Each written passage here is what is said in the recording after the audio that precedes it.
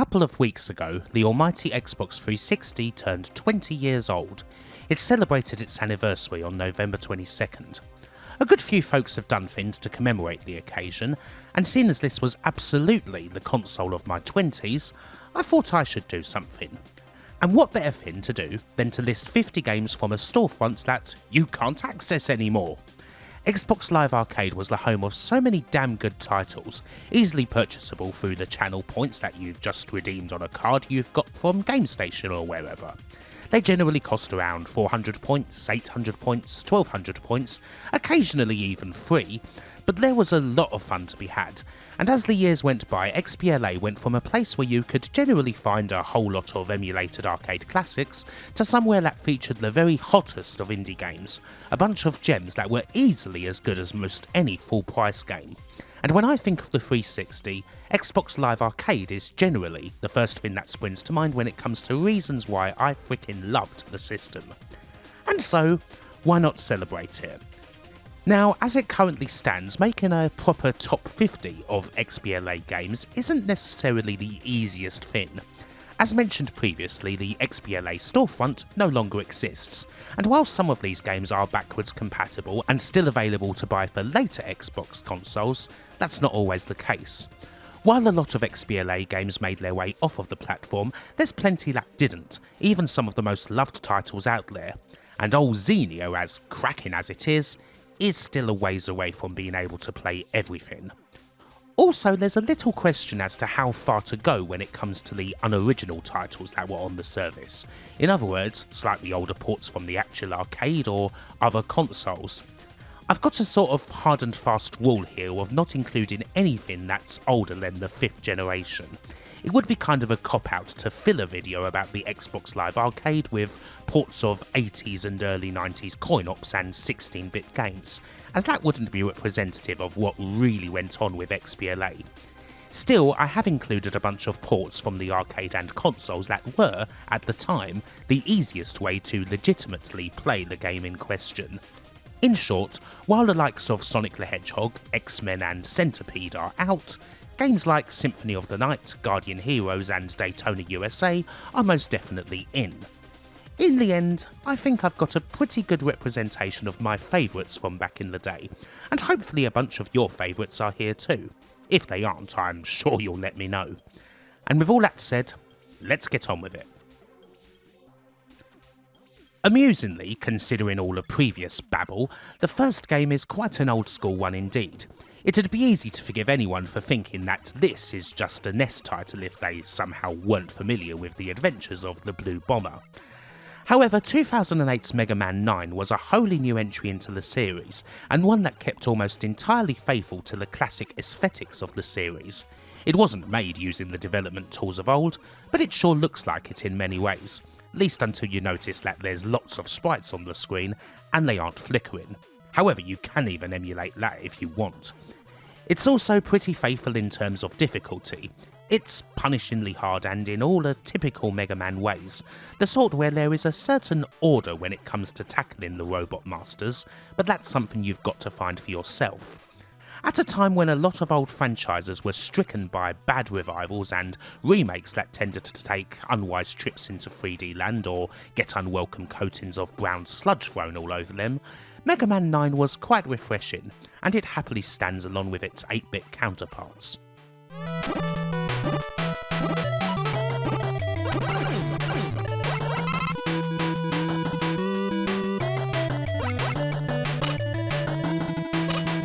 Double Dragon Neon is a slight victim of the aforementioned brown issues, despite its title. WayForward's updated graphics are they're a bit too bloody dark a lot of the time. Still, Neon makes up for that by playing really frickin' well. Most of the series' trademarks are still here without the game feeling like a total retread. There's a fair bit more depth in the combat than you may expect to find in a game like this, and it has undoubtedly got claws. It's far from a game you can sleepwalk through, as the enemies will batter you and take you out in seconds if you're not careful.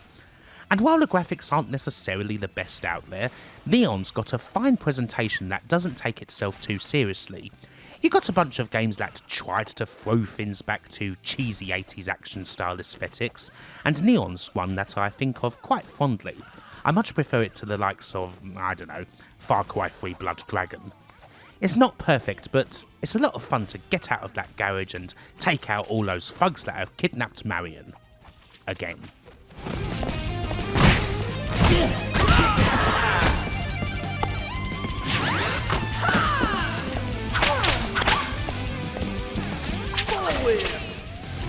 Now, admittedly, I'm not a huge fan of Telltale's adventure game stylings.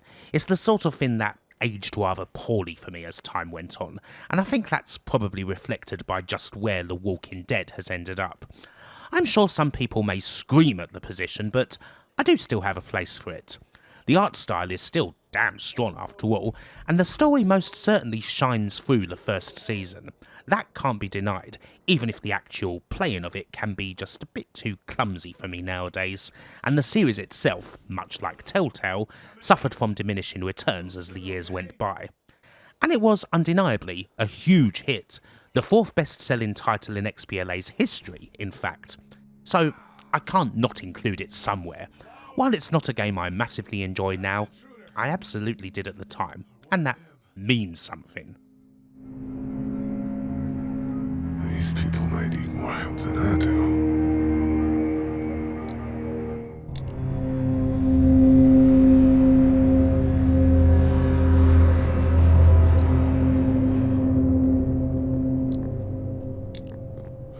Next up, we've got quite an early one. Marble Blast Ultra dates all the way back to January 2006 and is the sequel to a game that previously appeared on the original Xbox's arcade shopfront. It's a fairly simple 3D environment where you've got to roll a ball around, occasionally pick up gems, use the odd power-up like a big jump or speed boost, and eventually reach the goal. There's 60 stages of this, with 3 difficulty levels. I guess you could call it a simplified version of Super Monkey Ball, although here you're very much in control of the ball, whereas you control the stage itself in Sega's game. It's not a looker by any stretch, but it's got a cool touch to it, mainly because, well, it's fun to screw around with marbles, isn't it? It has a certain nostalgia kick beyond simply being an old XBLA game, in that it makes you reminisce a bit about creating little marble runs, just generally rolling the little things about, seeing how many you can fit in your mouth without swallowing one and choking to death. Maybe not the last one. It's a cool little game, and it's still kept alive today thanks to OpenMBU, where there's undoubtedly hundreds of community-created levels kicking around, well beyond the 60 from this original.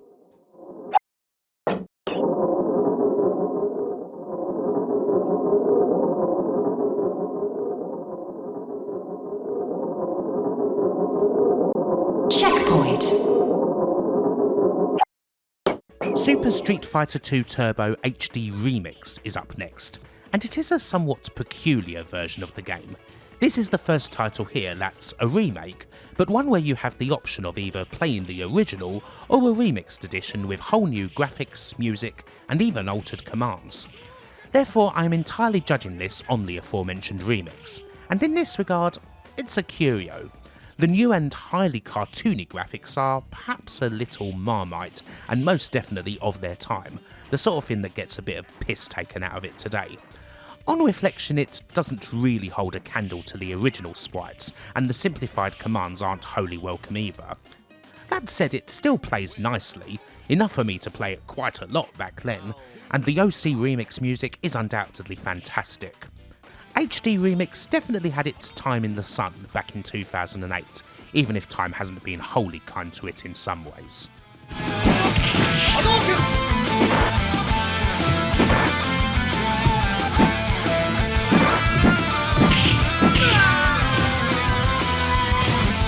You win! Another big hitter coming up. The Behemoth, having previously scored a hit in the previous generation with Alien Hominid, hit pay dirt with their second title, 2008's Castle Crashers. With well over 2 million copies sold, this 4-player beat-em-up is actually the third biggest title in the history of XBLA, being virtually a constant on lists of the console's most played titles. The whole thing certainly shines as a multiplayer experience, even more so than arcade beat-em-ups usually do. The whole point here is to get together with friends, pick one of the knights, and have fun twatting various enemies. and the actual beat-em-up gameplay is simplistic to a point where the whole thing does lose a fair bit if you play it on your own. Dan Paladin's art style is, again, of its time in many ways, although it has definitely aged better than something like HD Remix has. There's a lot of good humour in Castle Crashers, and that definitely helps. It's still enjoyable to pick up now, and considering that new DLC was released for the game's remastered version as recently as a few months ago, it is fair to say that Castle Crashers is still in pretty good health, 17 years down the road.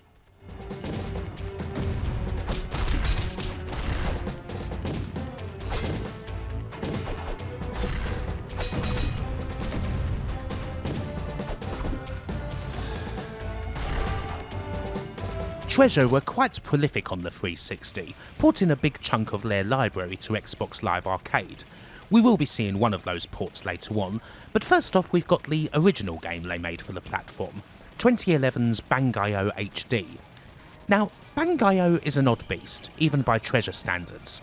As is often the case, not all is what it seems. On the surface of things it appears to be a simple multi-directional dual-stick shooter.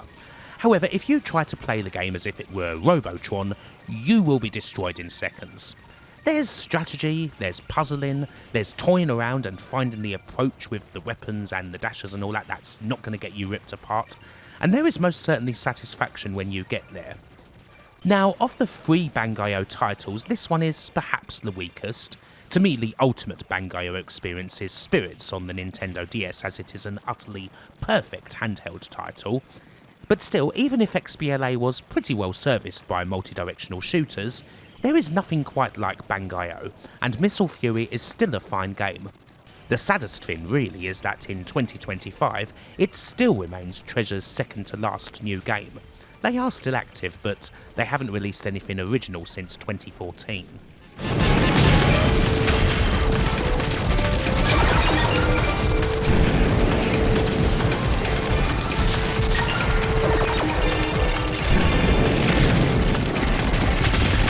Alongside multi-directional shooters, XBLA was also a pretty great place to play some super hard and intricate indie platformers, and the first example on this list is Dust Force. Now I must say I don't necessarily associate this game with the arcade, and that is perhaps reflected in its placement. It actually came out for the arcade in 2014, 2 years after its original release on PC, making it the most recent game on the whole list as far as the shop front goes. But still, while there are absolutely better ways of playing Dust Force than on the Xbox 360, it is most certainly good enough to be included. If you want intricacy, you have certainly got it here. This is all about cleaning dust as quickly and efficiently as possible, often playing levels over and over in order to learn them thoroughly and find the best path, one that will let you run a full combo through the whole level in an unstoppable frenzy that would make Kim Woodburn go weak at the knees. To watch this game played at a high level is really something else, and even if it's not exactly easy to replicate such glorious play yourself, it's an awful lot of fun trying.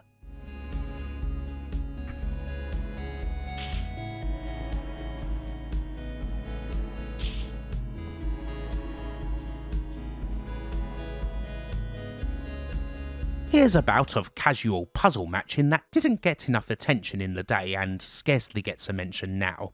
2008's Poker Smash, the only title released by an outfit called Voidstar Creations. Best described as like Tetris Attack but with cards, the aim is to flip the cards around and make poker hands, which you can do either horizontally or vertically. However, you can only flip the cards horizontally. Alas, this game wasn't really a smash, which is a shame as it is excellent.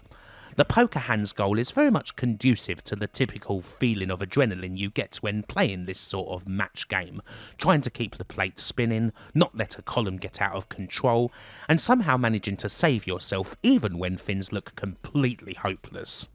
A great entry into the genre, honestly one I'd rather play over the much more successful likes of Bejeweled. Although sadly it is one that you're going to have a tough time playing legitimately nowadays.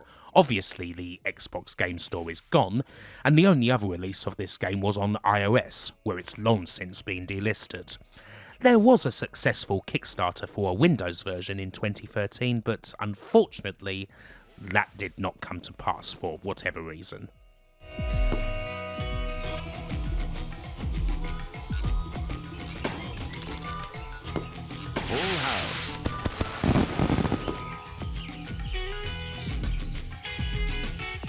Again, Monkey Island Special Edition is something we have to approach like HD Remix. We're dealing with an all-time classic, but we have to look at the additions rather than the original's core. The additions in this 2009 Special Edition are pretty cool. You've got wholly new graphics that actually aren't bad at all, you've got speech which nicely acts out all those legendary lines, and you've got a contextual cursor as opposed to the old SCUM interface in order to make controls a bit smoother on console. Now, does all of this make Monkey Island SE on 360 the definitive version of this classic LucasArts point and clicker? Well, no. However, one handy thing is that you can, with the touch of a button, switch from the new remaster to the classic experience in a flash and back again. When I played this back in the day, I must say I ended up sticking with the classic setup a whole lot more than the enhanced one, even if SCUM is a bit awkward on 360. Still, Monkey Island SE, and by extension the Monkey Island 2 SE, is certainly better than some of the other attempts to bring legendary computer games over to the 360. Speedball 2 and Sensible World of Soccer may be two of the best games ever made, but you sure as hell aren't going to find their respective 360 versions on this list. Glad to be dead. Oh, yes, sir. Glad to be dead. We are glad to be dead, right? Oh, yes, sir. I feel Here's so something that's perhaps surprising. As of 2025, Hardcore Uprising is still the second to last new game in the big old Contra franchise, and it was released in 2011. Hell, it may as well be the last one, seeing as Rogue Core is an utterly hated isometric twin-stick dung heap that, frankly, doesn't belong. Anyway, Uprising is much more traditional and much better. Konami pair up with Arc System Works for the game, with the result being a belter of a one and gunner that's also gorgeous to boot, and a thoroughly welcome return for the Hardcore name after its original outing on the Mega Drive. Naturally it's challenging as all hell, but there are a couple of different modes, with Rising being a bit more accommodating towards the less experienced, as well as new moves like running and air dashing. This is absolutely one of the best entries in the whole Contra franchise, and unfortunately it remains one of the lesser known ones. The idea apparently was to make Uprising a franchise of its own, but sales of this title presumably didn't pan out, and the game only ended up coming out for XBLA and PSN. You can still download it for Xbox now, but hopefully it gets a place in something like a second Contra collection at some point, ideally, you know, before it gets delisted for whatever reason.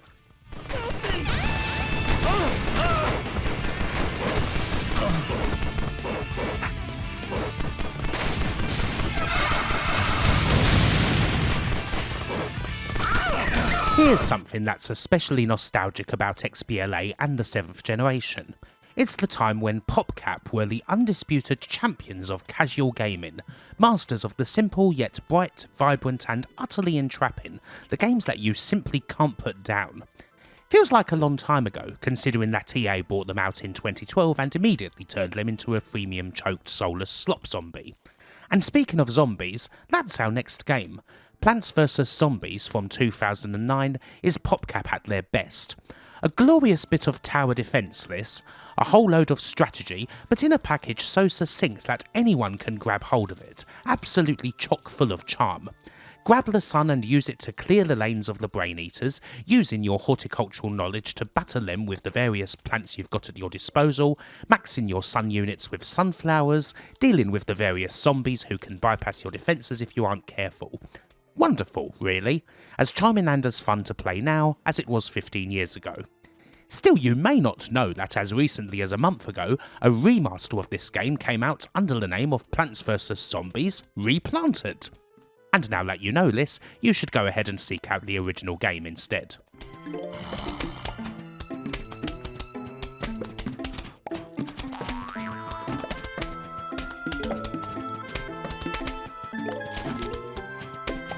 Next up, some proper bullet hell action.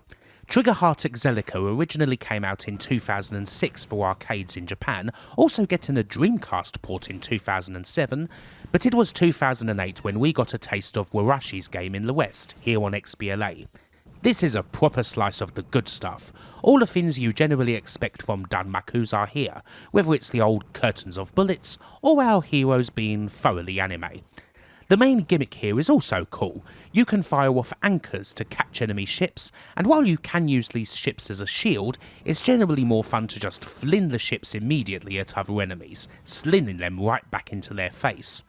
I guess there's a slight bit of the old likes of Zero Wind's tractor beam to this mechanic, although you can find similar anchor style mechanics in a bunch of other older shmups like Gaiares, Einhander and so on. The Xbox 360 does a very neat line in bullet hell action, with a few of Cave's brilliant titles getting full ports to the console and what have you. Triggerheart Exelica was definitely one of the best of the sort available on XBLA, and a must look if you're a fan. Happily, it's available on various other places nowadays, with a Steam port finally arriving in 2024.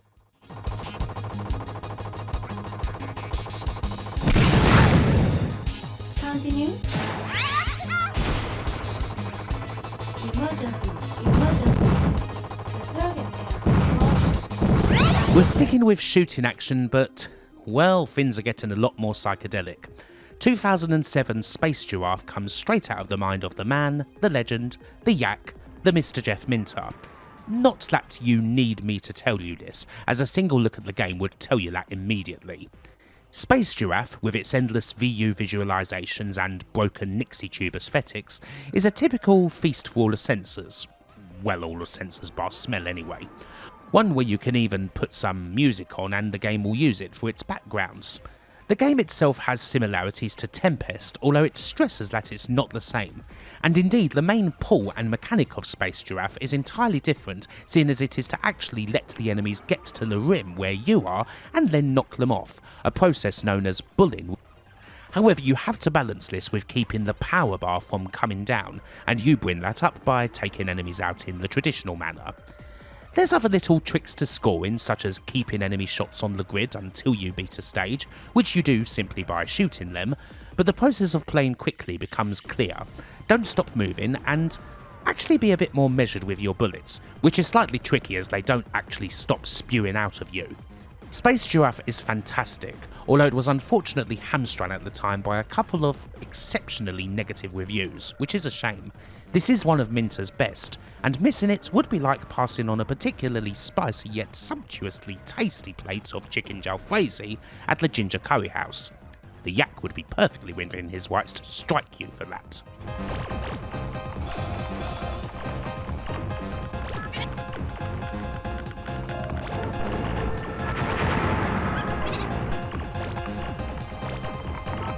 Our next game is also quite esoteric in its own way.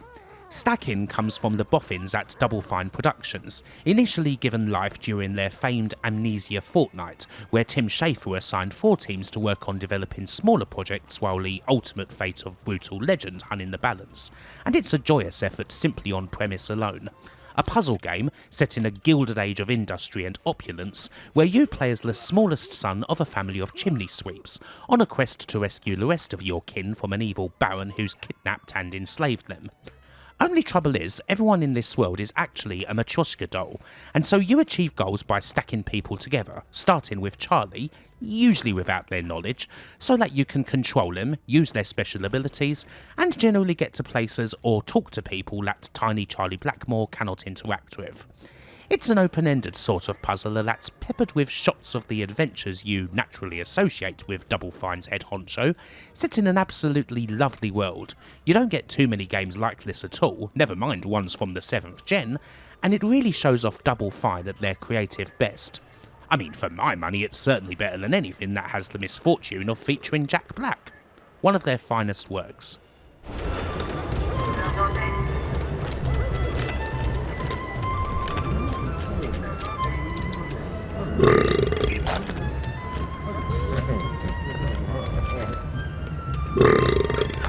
Going back to the remaking and re-envisioning of classic arcade and console games, there were a lot of unfortunate titles back in the day that really didn't quite get it.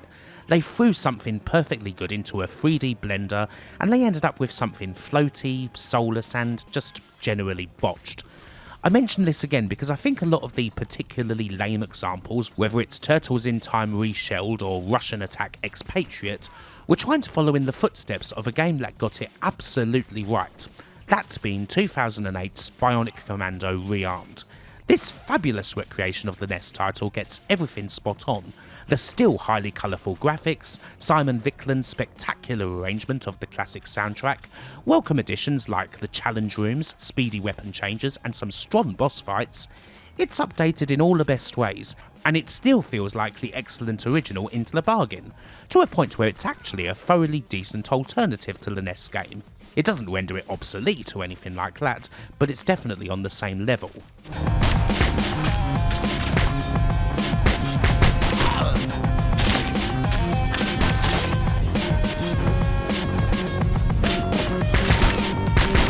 We're dialing things back and getting more casual, with a simple game of the almighty Uno, something that you're likely to find in just about everybody's XBLA library.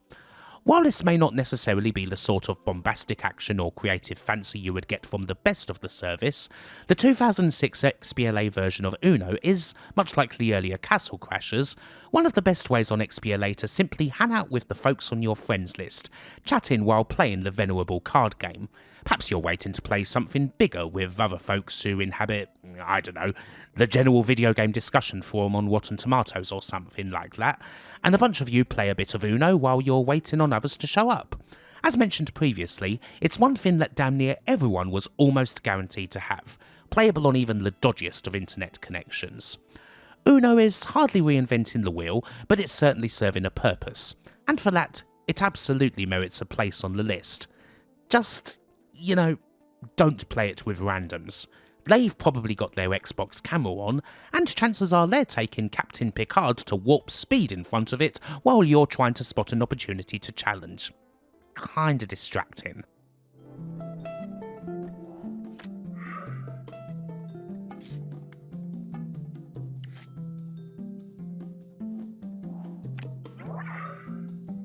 This list isn't exactly brimming with licensed games, although they were still very much a thing in the 7th generation. Even the likes of Real Steel and Deadliest Warrior managed to get spots in the XBLA's list of top 50 bestsellers, with the names attached to them presumably helping a lot, even if the games were questionable at best. Still, we love a good licensed game here, and Scott Pilgrim vs. the World most certainly knocks it out the park. As far as a tie-in goes, it's hard to think of something more appropriate than this. A nerd-tastic comic and film gets a proper River City Ransom-esque beat-em-up, thoroughly in step with the original graphic novel's aesthetic, chock full of references, created by craftsmen who cared, and soundtracked in glorious style by Anna Managuchi. The only real issue with this game is that licensors and a digital shopfront don't exactly mix well, and once Ubisoft's license expired, Scott Pilgrim vs. the World had to be delisted. There was a 7-year period where this game basically couldn't be bought legitimately, from 2014 until, thankfully, it got a re-release in 2021.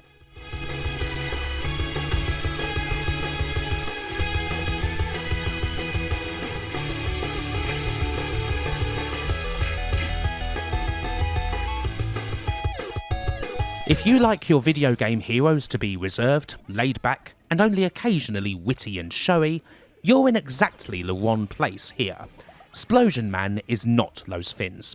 In fact, he is quite possibly the single most outrageous and bombastic hero, quite literally, in the history of games. A failed experiment that can explode at will, and he most certainly never shuts up about it, shouting utterly indecipherable nonsense as he runs through a laboratory, giving the living hell out of any scientist he comes across, and never once losing the gigantic twisted grin on his face.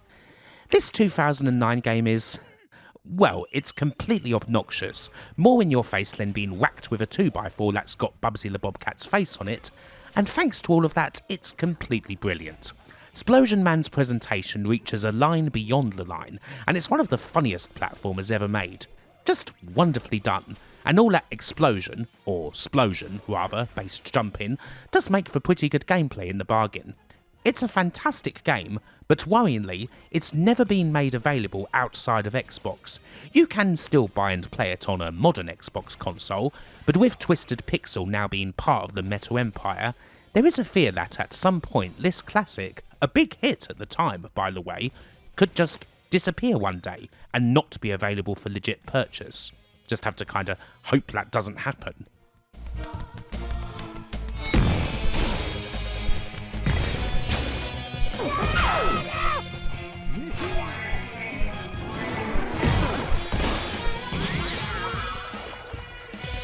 We are still thoroughly spoiled for multi-directional shooters, as it turns out. Mutant Storm Empire is a 3D effort in the genre, and it's one that's bloody good and kind of overlooked. You've got 16 levels, all of which consist of rooms where you blast everything you see. Simple enough, but the end result comes off like the closest thing you can get to a 3D Smash TV. There's certainly a lot of Eugene Jarvis influence here, and the result is totally studly. I'd certainly buy it for $1.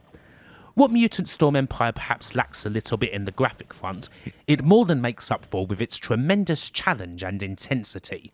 Classic top-down multi-directionals aren't the sort of thing one usually associates with 3 dimensions, but this is as good an example of a 3D one that I can think of, and it's totally worth digging up. Again, this is still available to buy and play on an Xbox One or Series X or whatever. There apparently is a PC version of the game, although apparently that only got released in Russia for whatever reason.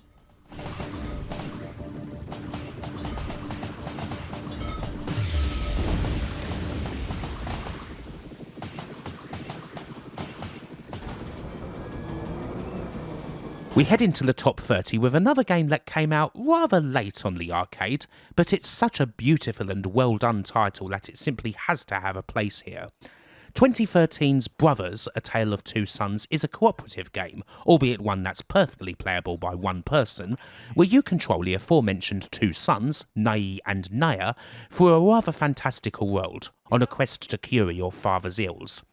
The game's gorgeous, the dual stick and trigger control is initially a little tricky to get your head round, but feels fantastic once you do it, and it's the sort of thing that you just get lost in.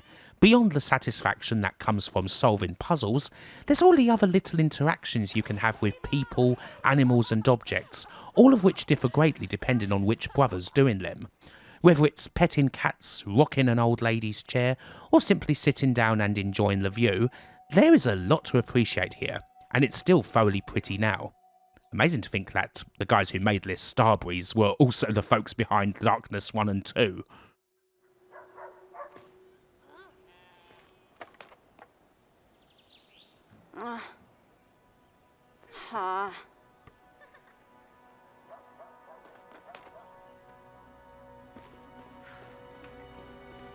Here's more puzzle in action.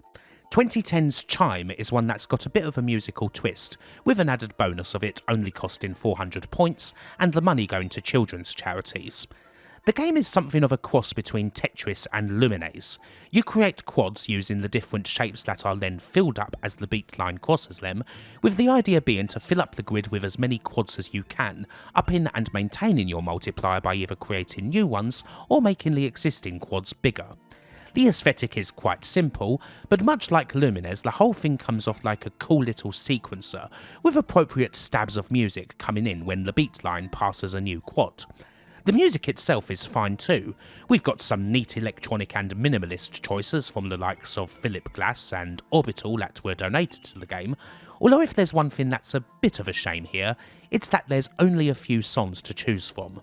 Still, it was a great little time for the price, and the charity aspect made it even better.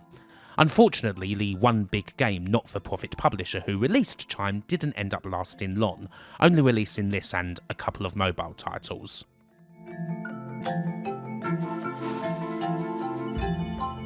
Here's another pretty important game, Shadow Complex. Not just one of the main games that helped to increase the scope of just what a game on Xbox Live Arcade could be, but a whopping shot in the arm for Metroidvanias.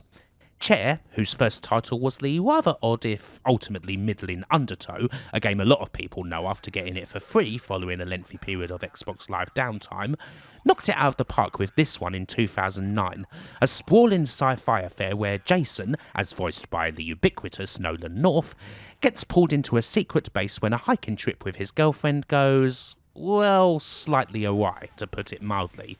It is somewhat adapted from, or runs in parallel to, a book called Empire by Orson Scott Card. Deep and engrossing plot aside, the Metroid-style gameplay is exceptionally strong. Shadow Complex utterly wore its main influence on its sleeve, but seeing as Super Metroid is one of the greatest games ever made, well, that wasn't exactly a problem. Anywho, this was a monstrous hit on release, and praised to high heaven critically.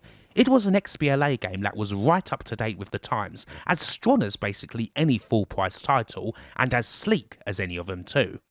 Sure, that may also mean the graphics can be a little bit grey from time to time, and I wasn't actually the biggest fan of it for that reason back in the day, but as the years go by I appreciate Shadow Complex a lot more, and respect the impact it had. It's sure got a lot of people playing Metroidvanias, and, well, that's hardly a bad thing.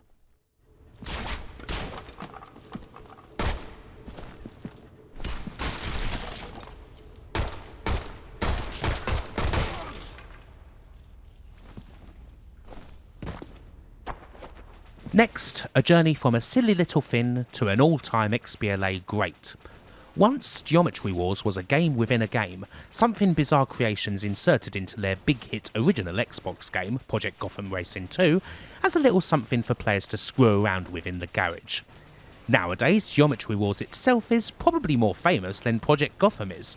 People freaking loved this little Robotron-esque twin-stick shooter, enough for Bizarre to release this standalone sequel as one of the XBLA's launch titles.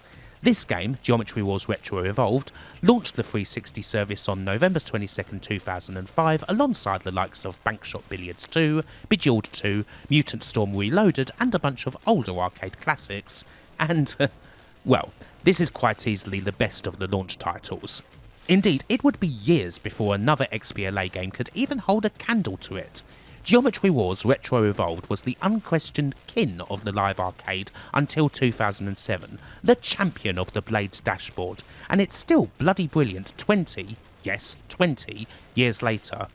It's got all the qualities of an arcade classic, only filled with vector-style graphics that still have some serious pop about them, and it is perfect for a quick blast, or several, or a lot in one go.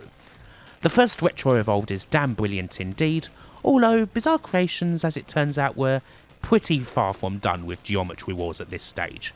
We will be seeing them again.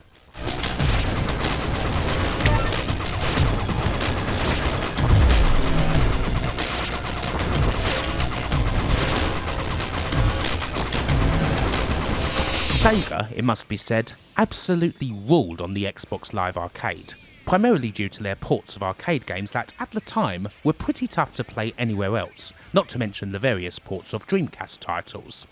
This 2010 port of 2006's Afterburner Climax is a pretty fine example, seeing as it basically can't be played any other way bar the actual arcade machine, and indeed right now it's impossible to buy this game legitimately. Climax still largely features the traditional high-octane gameplay you would expect from an Afterburner game, but there's a little bit more meat here than you would perhaps find on the original, what with being able to trigger the Climax mode, or take OutRun-style branching paths through the mission. There's a bit more skill here for sure, a bigger impetus to play the game repeatedly and get the best score you can. It's still not quite the same experience as sitting in an almighty hydraulic chair, but Climax definitely works better in the home than the original Afterburner games did, and it was well worth the points.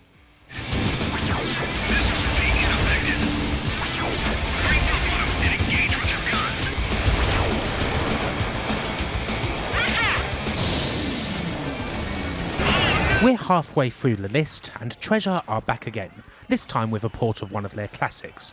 While you could also get versions of arcade shooters like Ikaruga and Radiant Silvergun on XBLA, not to mention all-time Mega Drive classic Gunstar Heroes, here I've plumped for their fabulous Sega Saturn beat-em-up Guardian Heroes.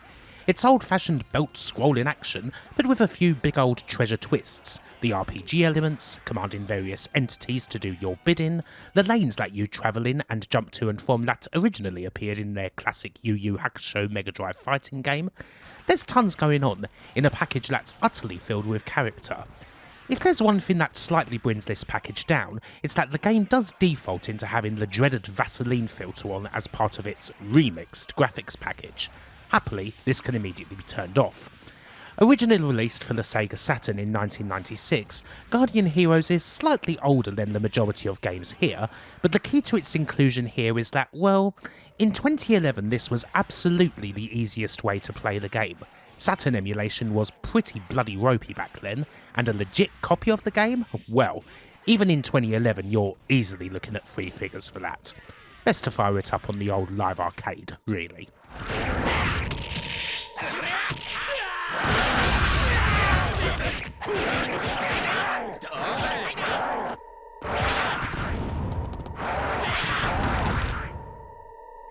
Back in the glory days of the arcade, there used to be a thing called the Summer of Arcade. This would usually hit in late July or early August, and generally speaking it was a time when you'd get 5 weeks of the year's strongest releases on the platform, one after the other. It came not too long after E3, they'd be announced by old Major Nelson, hyped up heftily on the dashboard, and a lot of these promoted games ended up being big smashers. A bunch of titles we've seen already like Castle Crashers, Shadow Complex, Bionic Commando Rearmed and Splosion Man were originally part of the Summer of Arcade promotion, and next up is another one from that pile, 2011's insanely twisted Shadow Planet. What we've got here is a combination of two things you were bound to come across if you spent enough time on XBLA, a multi-directional shooter and a Metroidvania, with the result being a rather neat hybrid, an adventurous take on the blasting formula that, in gameplay, kinda reminds me a fair bit of the age-old microcomputer classic Exile, although the presentation is thoroughly different and a lot more like some contemporary and dark cartoon. A very cool game indeed, although it would end up being the only one released by Shadow Planet Productions, a collaboration between game studio Fuel Cell and artist Michel Gagnier. Shame, as I'd have definitely liked to see more titles in this vein.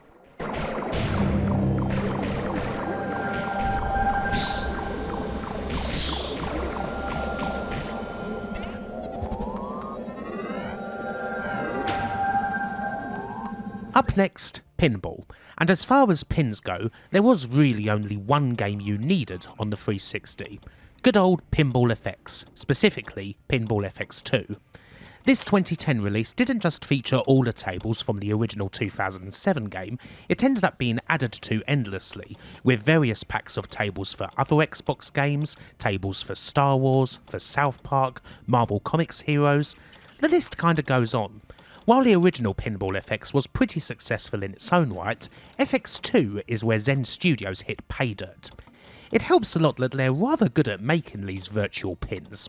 Pinball FX2's tables tend to hit pretty damn well, the physics are fabulous, they make you feel like you're actually in front of a machine, they get right to the heart of whatever they're representing, and generally they're just clearly made by people who give a crap and want the experience to be open to everyone. Even if you're bloody useless at pinball, each table comes with a big old guide that tells you the best way to play it, making this game a fine way to actually get better at playing pinball, as opposed to feeling like you're aimlessly trying to launch a ball up the table. A righteous success indeed, and certainly one of the best pinball video games ever made.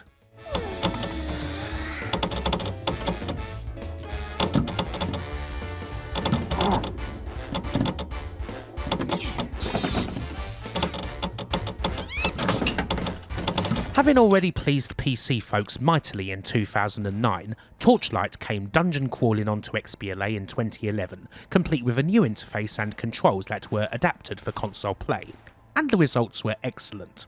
An unashamedly classic sort of hack and slasher, one that is very clearly built in the almighty Diablo's formula. Hell, Diablo and Diablo 2's co-designers both worked on it. This was, certainly for a time, the best dungeon crawler that wasn't named Diablo, a worthy contender to Blizzard's crown even once the third game in the Diablo series was finally released, and everyone initially struggled with avoiding that dreaded Error 37. Getting down into mines that reveal a whole darker world, grabbing that loot, levelling up your character, partaking in the odd little distractions here and there like fishing or more innocuous side quests that you find in the town hub. It's got all the things that you want out of this sort of thing, and it was a welcome thing indeed to have on the 360. Runic did a fine job in making sure that the console port of Torchlight was about as good as it could possibly be. All the engrossing, just one more floor action you would expect out of a game like Diablo, only the endless mouse clicking is replaced with endless presses of the X button. What's not to like?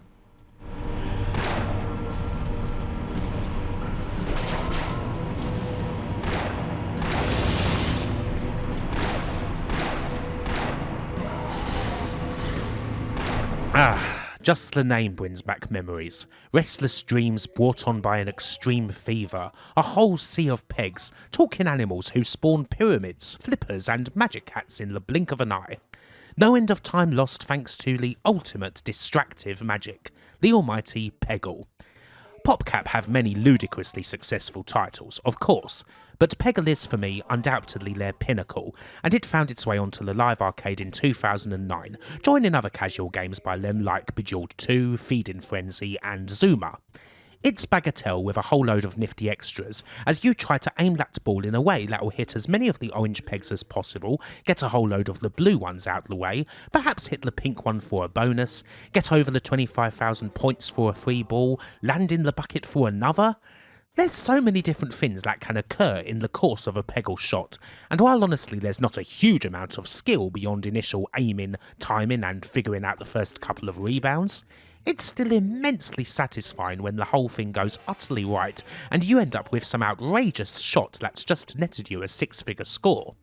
It's also satisfying when you make the best use of the various Peggle Masters specials, when you get the ball to roll down a whole load of bars with a satisfying sound, when you're down on balls but able to eke out a win through careful sniping of orange pegs and ricocheting the ball into the bucket. This game pumps out more dopamine than scrolling through cat videos on Instagram at 2 AM, and if we'd all used Peggle to get our dopamine fix instead of social media, well, the world would probably be a better place. A casual classic.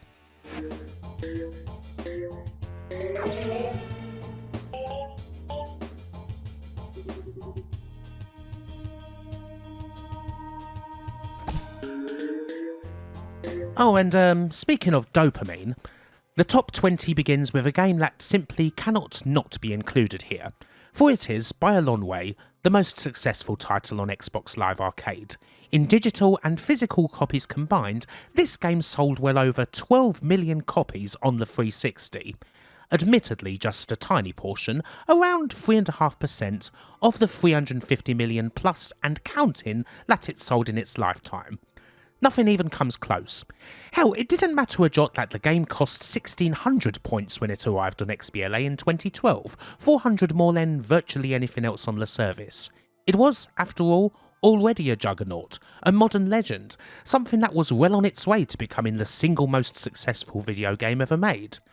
And so, a list of Xbox Live Arcade games that doesn't include Minecraft somewhere is frankly incomplete. Now, I don't actually have a huge amount of experience with the game.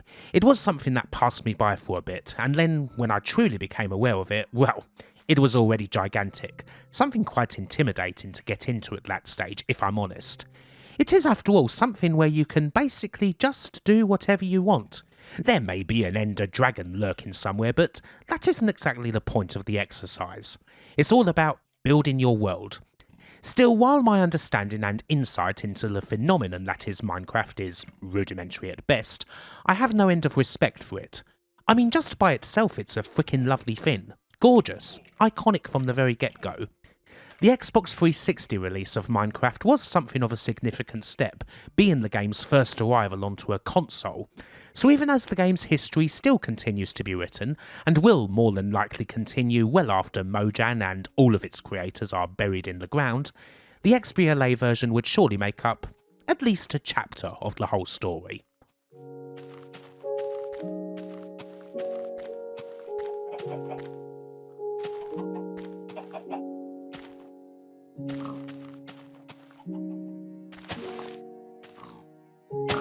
Space Invaders Extreme originally started out life on the DS and PSP as an absolute belter of a handheld title, before making its way to the 360 in 2009, complete with Jeff Minter's hand being all over it in the visualizations department. And whether you're playing it on the go or on this, well, significantly larger version, this is one hell of a way to revamp an arcade classic. The Extreme aesthetic is, in many ways, all about music. A pumping electro soundtrack, sound effects that fit the beats perfectly, and a look that, well, it wouldn't be out of place at a rave. It feels like the coolest music player you could ever possibly use, and the aforementioned Minter visuals sure help a lot with that on 360. It's doing heaps on the gameplay too.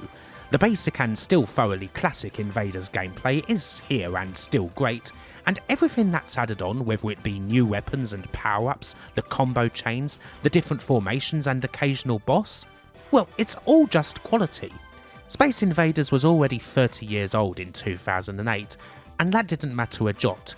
Extreme didn't drag the Invaders kicking and screaming into the modern age, it glided them smoothly into it, almost like they'd never left. Not too many updates to an age-old arcade classic are better than this one, although we will be seeing another very significant one later on.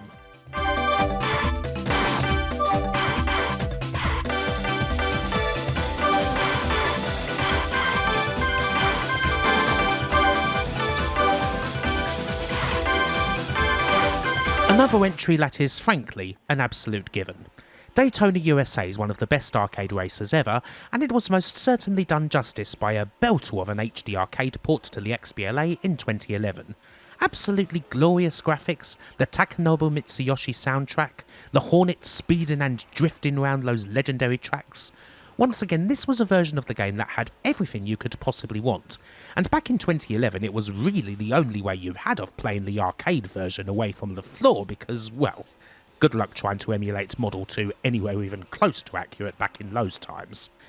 Sadly, this version of the game currently isn't available anywhere legitimately, which is a crying shame. Indeed, at present, there's no version of Daytona USA that's currently for sale on any modern platform. Hopefully this changes at some point, as this is one of the all-time arcade greats. Even a Daytona that's just on its own is enough, frankly, and it deserves to be experienced by everybody.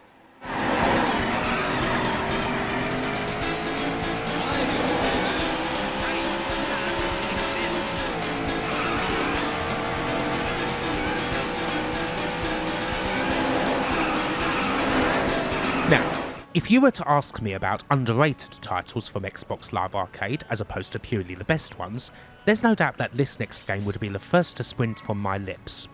Frickin' Outland.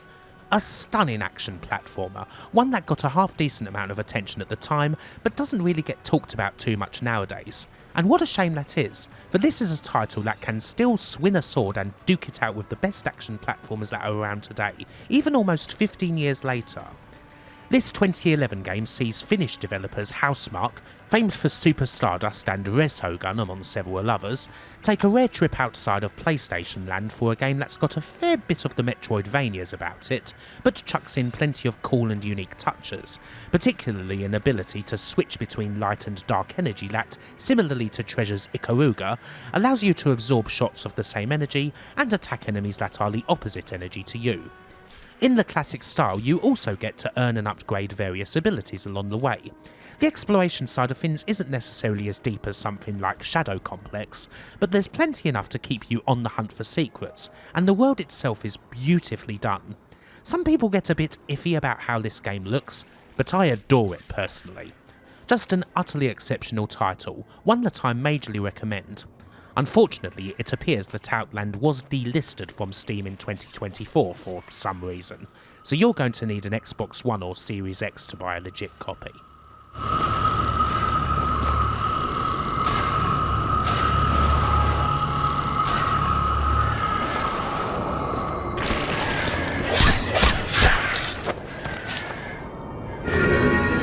Sega are back on the list, and this time it's OutRun Online Arcade. This one's kind of already onto a winner, seeing as OutRun 2, originally hailing from 2003, is already one of the greatest and most loving reimaginings of an arcade classic that there's ever been.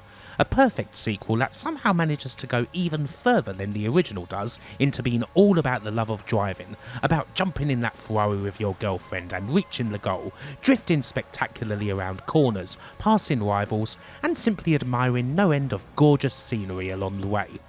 Having all of that with a glorious HD sheen, lovingly adapted by Sumo Digital, well, that's plenty enough to give this a high spot. Unsurprisingly, I played this an awful lot. There are other reasons to give a big shout out to Online Arcade, mind. In many ways, it's the poster child of the somewhat finicky nature of the live arcade service. If there was a legit complaint, it's that the game should have really featured everything from both the original OutRun 2 and OutRun 2006, as opposed to just the 15 tracks from OutRun 2 SP. And indeed, it would have if Microsoft didn't have a strict 350MB size limit for XBLA games back when the game was released. And then, of course, it was only available for a limited time. 2.5 years or so after its release in April of 2009, OutRun Online Arcade was delisted in December 2011 because Sega's license with Ferrari had run out. I guess that was a bit of an early warning that just because something is available on an online shop front, it isn't simply going to be there forever. All of this is a great shame indeed, but if you were fortunate enough to buy the title, well, it was pretty bloody glorious.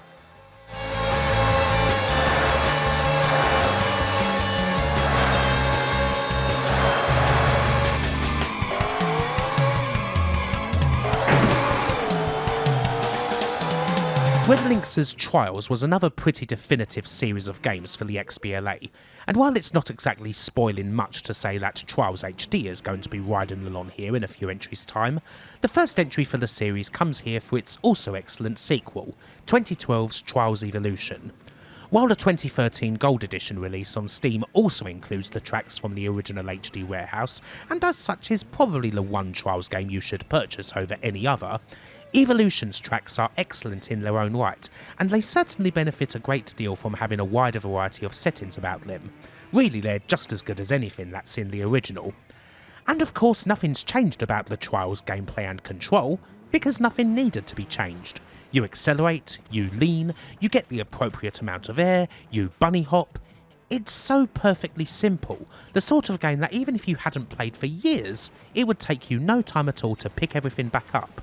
And yet, much like the tough platformers that you find dotted around the arcade shopfront, there's a depth, a degree of mastery and subtle touch that high-level players can use to glide through courses, tackling the steepest climbs, the most implausible jumps, and saving themselves from the stickiest situations.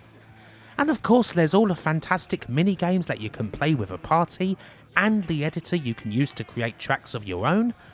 Brilliant stuff. And I'm looking forward to talking about Trials again just as soon as HD comes up.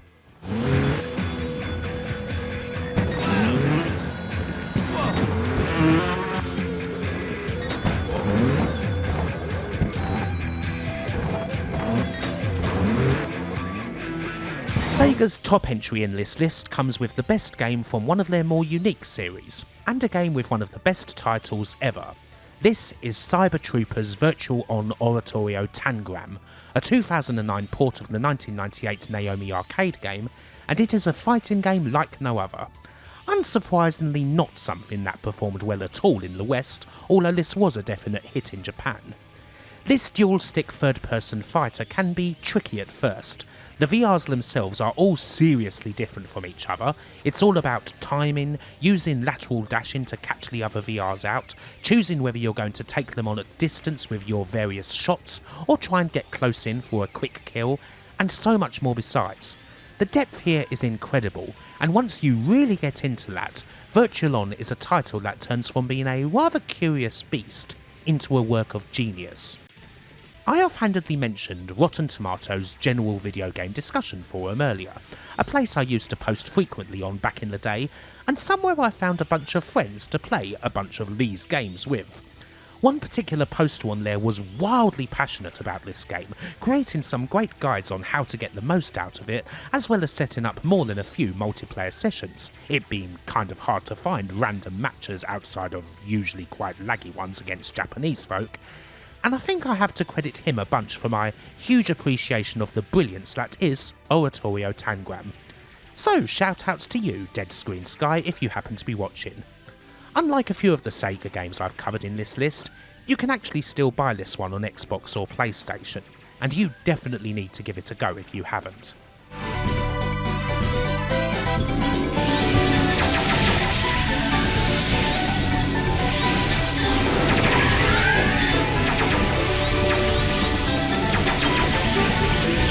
I mentioned previously that until around 2008, Geometry Wars Retro Evolved was the undoubted kin of the Xbox Live Arcade, with really not a whole lot else that came close to it.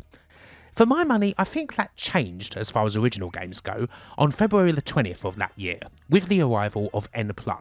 This was a new and improved version of MetaNet's already brilliant 2004 freeware Flash game, a platformer where momentum is key and you've got to complete the 5 stages of an episode before time runs out. You can collect gold to increase your time and your final score is based on how much time you've got left, but there's a whole lot of things that can thwart you. Hard to reach switches that open the doors, tons of mines, homing missiles, lasers, drones. The game can be majorly tough, especially in the later episodes where you need to be quite ludicrously precise. But even if it was tricky going, this game was unput-downable. The levels are so quick and fast-paced that dying a lot really wasn't an issue, as you just click the button and start again.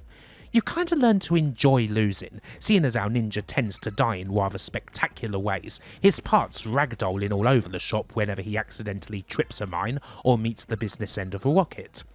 The immediately recognisable noughties minimalist aesthetic and fantastic music seal the deal, and the end result is one of the best platformers of the whole decade, one that really deserves a proper examination, seeing as it had quite the legacy and most certainly influenced a lot of other indie folk to make their own platformers. A little over 20 years, yes, 20 years, down the road, 2014's N++ is currently the best and easiest way to get your ninja fix, but this 360 version was a really special package.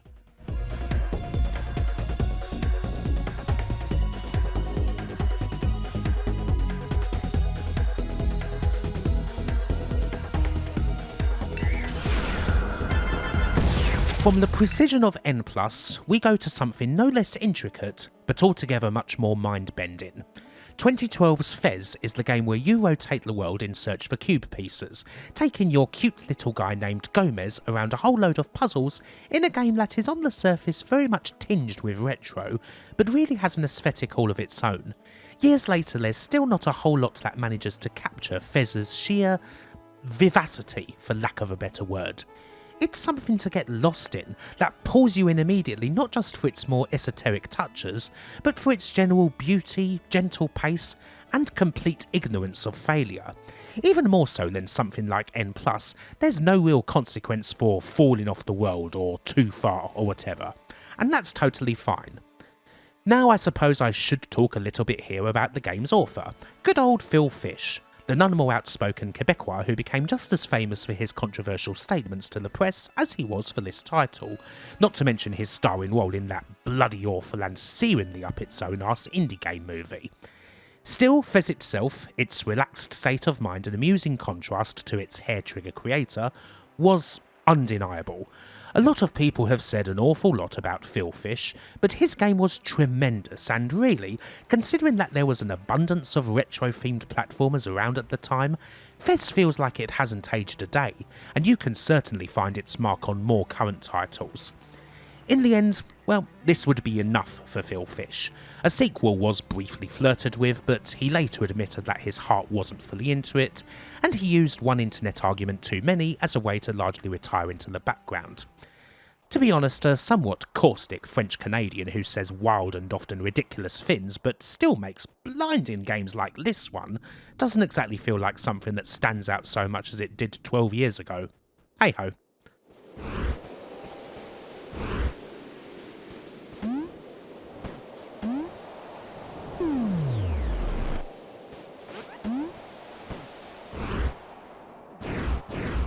Speaking of Indie Game the Movie, and speaking of rather prominent creators, of course we have got to have an entry for Braid.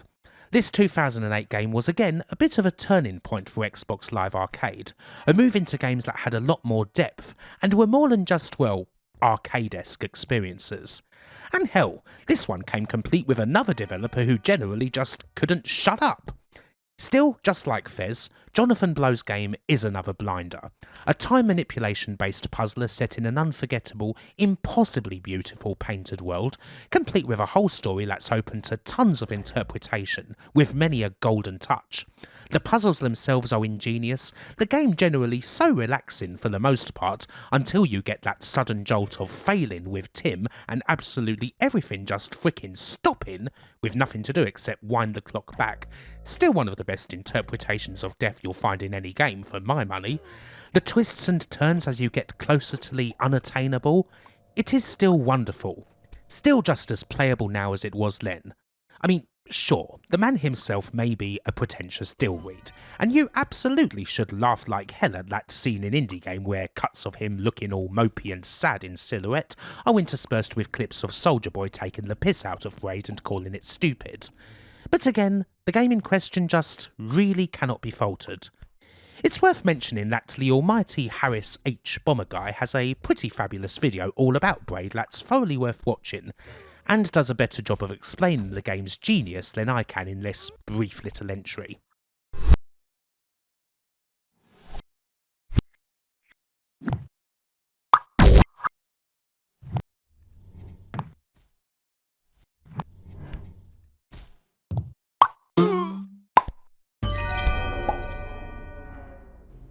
Well, perhaps we need a developer now that's a bit less of a talking head. Happily, kicking off the top 10, we've got the folks at Klee Entertainment. Klee initially did various jobs, including working on the engine for N+, as it happens, before first making their mark with 2010's action-tastic side-scroller Shank, which kind of established the rather cartoony style they've retained for most of their games going forward. Still, 2012's Mark of the Ninja, while not their most successful title, is for me their best one. In fact, it's about as good an attempt at doing a stealth game in 2D that I have ever seen.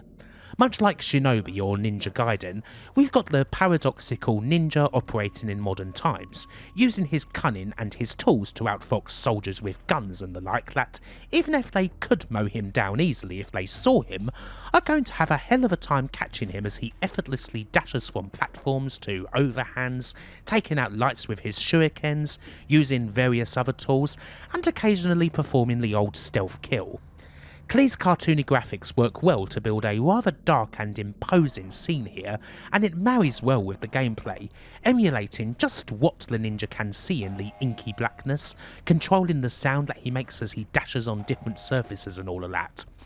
This was Klee's last title before they hit major pay dirt with the release of the huge hit Don't Starve in 2013, and survival would become their main genre going forward. But I still think this right here is their high point.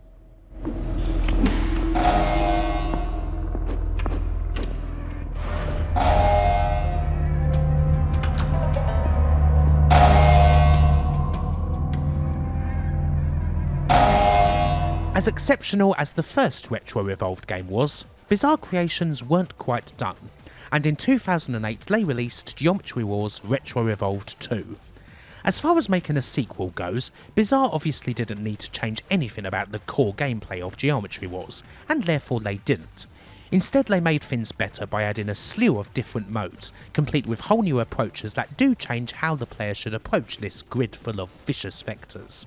The first of these modes, Deadline, takes a leaf out of the book of another huge old school update we're going to see later on, abandoning lives in favour of a fixed 3-minute time limit, while the other modes that you gradually unlock also change things wildly, whether it's the King mode that allows the ship to be invincible in safety zones that constantly move about, requiring risky travel and careful play in order to preserve your solitary life and actually get a decent score, or the Waves mode where the aim is to survive as long as possible against endless homing rockets, first introduced as something of a prequel to the sequel inside 2007's Project Gotham Racing 4.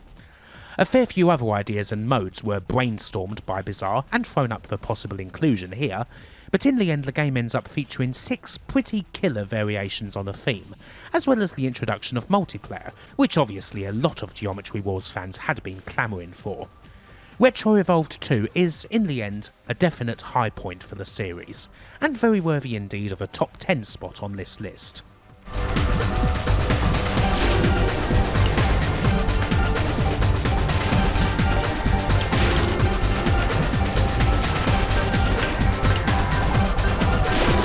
Another remaster here, and this one is an absolute cracker. Res HD hit the XBLA in 2008, and it was, for a decent amount of time, the best way to play Tetsuya Mizuguchi's stonker of a music game. It's all about hacking those systems, of course, only this time it's through gradually peeling back those layers, music building up from almost nothing to a big full track, colours bleeding out of the wireframes, a computer system gradually coming to life as you're gliding through it. It is, as the youngsters say, a whole vibe of aura.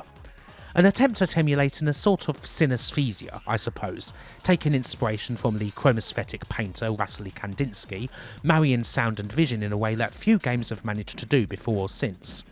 From another angle, it's also probably the most Y2K aesthetic game I can think of. There's a few XBLA games here that still hang on a fair bit to that sort of style, particularly the likes of N+ and Space Invaders Extreme, but something about Res really just makes you want to bust out a flip phone, power up a beanbag and sit on an iMac G3. Or possibly the other way around.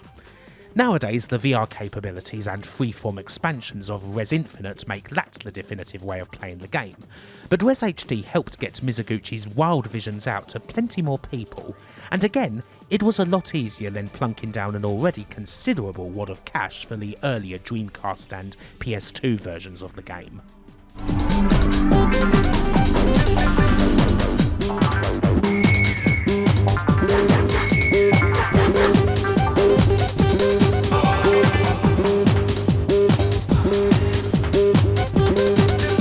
It's dark. I've always loved a cinematic sort of platformer, and 2010 saw one of the best examples of the genre appear on XBLA, Playdead's Limbo. A whole incredibly creepy monochrome world cast in silhouette, a game that takes the very best from the likes of Another World and Heart of Darkness before adding a Sandra Lee-sized shot of its own horrific fancies into the cocktail, an experience that wasn't particularly long, but is the sort of thing that sticks with you for a very long time. The game's physics-based puzzles just worked so well, and they came with at least having the feeling of serious stakes about them because, well, even if you're not necessarily sent back a long way after death, you're sure as hell gonna know that you died. And died horribly. Limbo showed in many ways just how the live arcade had progressed.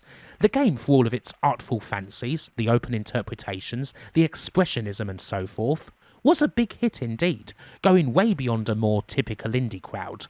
It's kind of worth noting that as much as they were talked about, you won't actually find games like Braid or Fez in the list of top 50 best-selling XBLA games.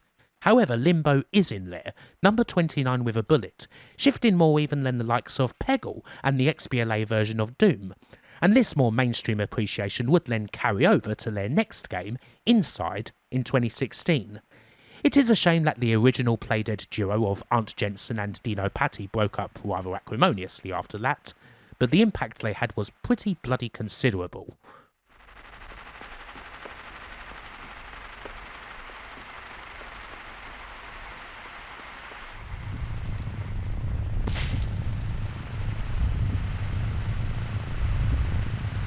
There was perhaps a time around 15 years ago when an isometric game, particularly one in the RPG genre, would feel like a little bit of a throwback, a viewpoint that had drifted away a little over time, something that apparently didn't quite pull the old commercial needle out the way it used to before.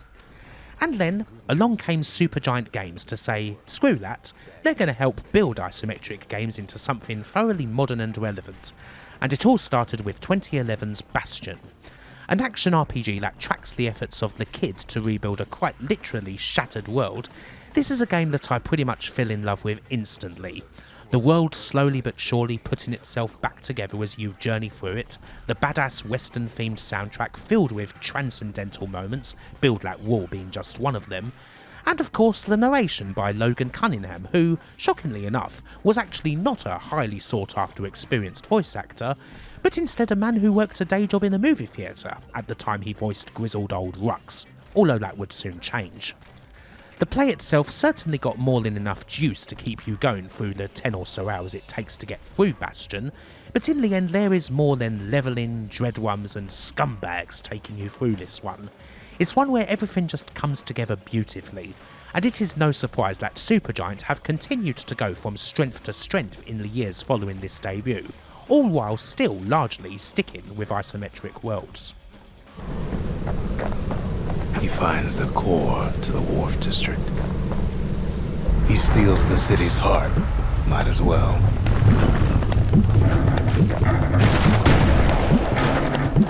Well, it's time for the top 5, and I kinda signposted this one seeing as I previously covered Trials Evolution.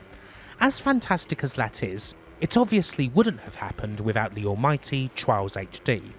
Red Lynx's series was already pretty popular, having gone from a 2000 Java game to Flash, and ultimately to its first 2.5D outing in 2008 with Trials 2 2nd Edition, but 2009's Trials HD was a whole new level, a smash all across the board that sold accordingly, eventually becoming the 13th most successful game in the XBLA's history and selling over 2 million copies. There's no fault to be found, really, no mustard whatsoever on this bike. Every new track in this warehouse seems to provide something different, another interesting combo of obstacles to get past, and they're all the sort of thing you simply want to play and play again.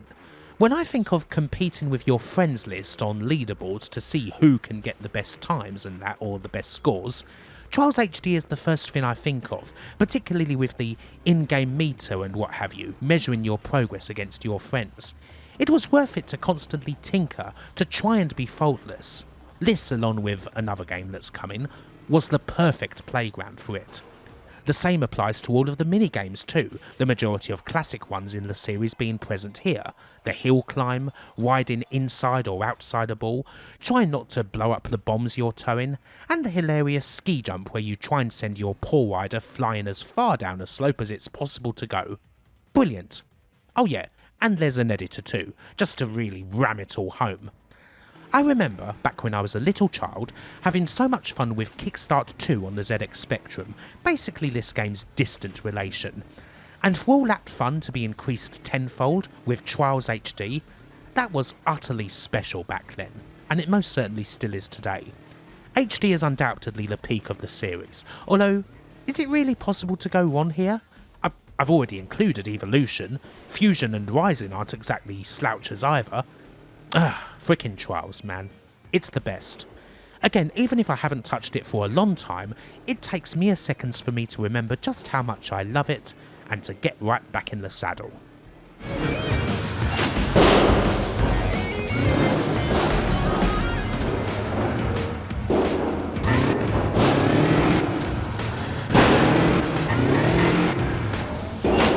In at number 4, we have something seriously impressive.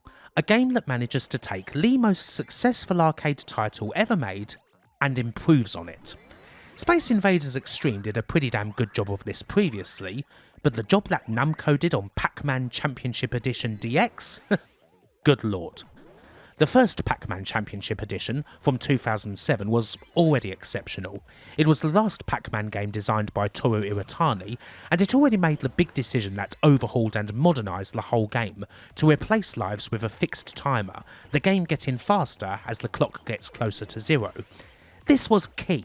The timer, largely created by director Tadaji Yaguchi with Iwatani's approval, turns Pac-Man into a truly perfect quick blast, a flawless 5-minute wonder that's even more fulfilling as an experience for this change, staying alive still being crucial seeing as you're going to want to score as much as possible, and the action ratcheting right up as the seconds tick away. And then, in 2010, this all got improved on again with DX, with the addition of the all-important sleeping ghosts and the ability to build up huge ghost trains that chase you around until you're able to mow them all down with a glorious power pellet. Much like Invaders Extreme, there's a new and thoroughly intoxicating visual style, one that certainly feels modern but is equally in total step with the series' origins, celebrating the glory days while also doing something new. And again, this is built on further IndieX with all new courses and new styles that celebrate the old Dot Eater's many splendid history. In the end, really, this is an entry for Pac-Man CE in general, but the additions to DX cement this as an all-timer, and truthfully, possibly the best Pac-Man game ever. No small thing to say, but Championship Edition is special enough to do the impossible, to improve on something that a lot of people would have already considered to be perfect. As far as the arcade portion of Xbox Live Arcade goes, well, you simply don't beat this one.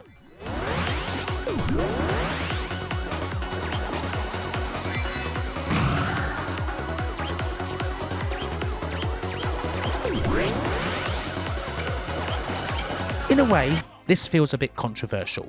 We're at number 3, and we have a much older game here, something that's most certainly not an XBLA original, and it's not exactly an obscure game either. Of course, the game itself isn't exactly controversial in terms of quality. This is, after all, Castlevania Symphony of the Night, one of the most important platformers there is, the birth of the Metroidvania, the pinnacle of one of the greatest series in all of gaming, a shoo-in on basically any all-time list worth its salt. But while I wouldn't blame someone for thinking that SOTN is a bit of a bummer inclusion so high up when compared to games that actually originated on Xbox Live Arcade, I feel this is a pretty damn important release on the platform that more than deserves such a spot. Symphony came out on XBLA in March 2007, exactly 10 years to the day after the original's release. And what we have here is essentially the North American PS1 title, the only real addition being the wretched Vaseline filter, that can simply be turned off, and the only removals being the rather dated CGI cutscenes and the I Am the Wind ending song, this last one getting cut after license expiration. I think the time of SOTN's arrival to the arcade, first of all, is pretty key. We're still early in the 360's life, and the majority of XBLA games are still quite casual, simple affairs. Geometry wars aside, they're not really games meant to wow you. Symphony of the Night, on the other hand, is something altogether meatier and longer, if you'll pardon the double entendre. Notably, it's the first game to break Microsoft's initial 50MB size restriction on games for the service, something that definitely helped open the door to much deeper, more complex and more spectacular titles. Also, back in 2007, before this XBLA version came out, this was not an easy game to simply pick up and play. PS1 emulation still wasn't particularly hot or accessible, Saturn emulation is much worse and that's an inferior version anyway. The PSP port of the game that came out later in 07 was also kind of disappointing, missing some of the admittedly cheesy elements, the iconic campy voice acting in particular, that really help make the game what it is. And other re-releases since then have been of that PSP version, not the PS1 original. In 2007, Symphony of the Night was already regularly acclaimed as one of the greatest games ever made, having long transcended its original poor commercial performance. But it wasn't exactly an easy game to play, and it was certainly already costly to buy an original copy. But the XBLA version changed all of that, making SOTN much more accessible and giving us a version that is still usually considered to be the best way to legitimately play the original game, just as it was on PS1. Obviously this is a game that would walk into the top echelons of any list that you chuck it at, but when it comes to XBLA, it is something of a landmark, and it deserves a big spot for other reasons beyond simply its status as one of the greatest games ever.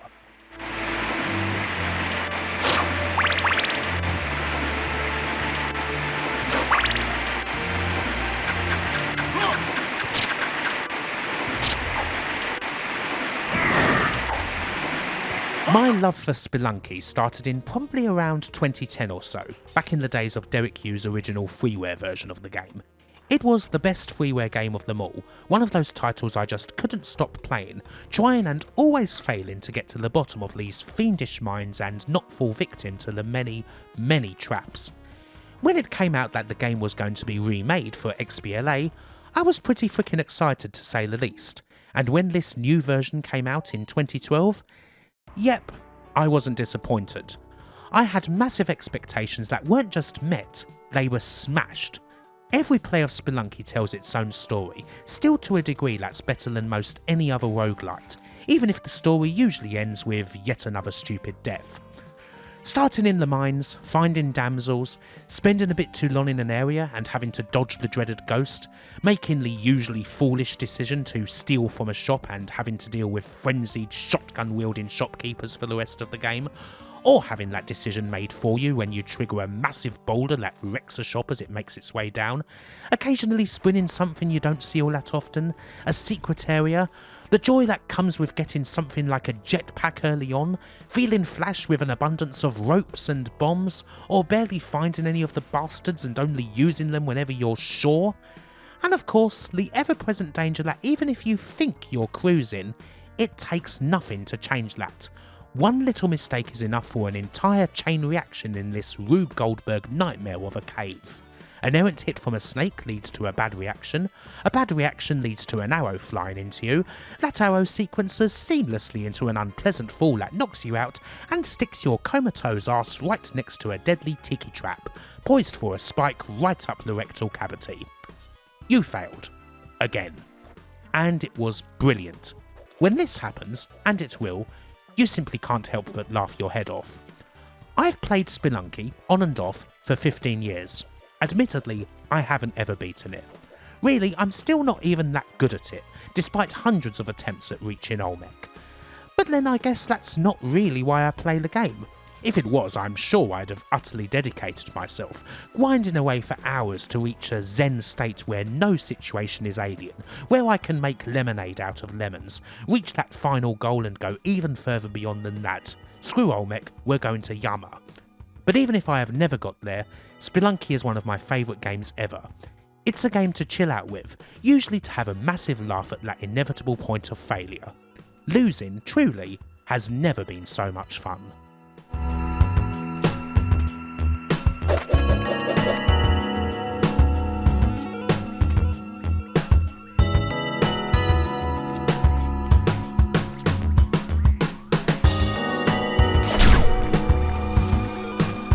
So, picking the number one here was really hard. It could have gone either way and Spelunky could have very easily taken it all. But I think in the end, particularly when I think purely of Xbox Live Arcade and the one single game that grabbed me there the most, it simply has to be Super Meat Boy.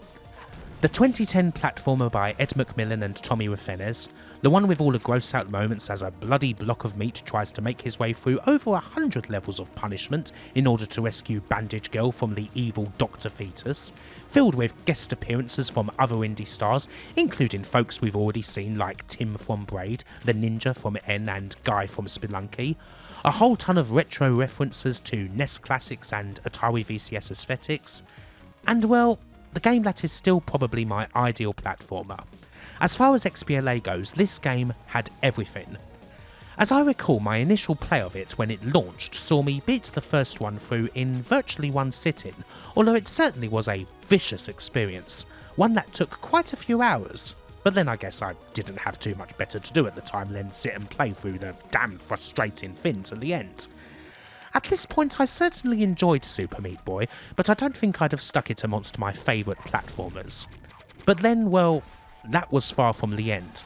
There was after all so much more to unlock and see, a whole set of remixed Dark World levels, lots of bandages to pick up in the levels and unlock characters with, the Cotton Alley where Bandage Girl took the reins, all the different warp zones that were often designed by fellow indie developers, occasionally complete with even more characters that you could unlock inside of them, the likes of Commando Video, Jill, Ogmo and Flywrench.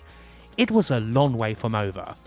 And again, just like the aforementioned Trials HD, there was the challenge to be at the top of your friends list, measuring your times for each level against the folks on your leaderboard.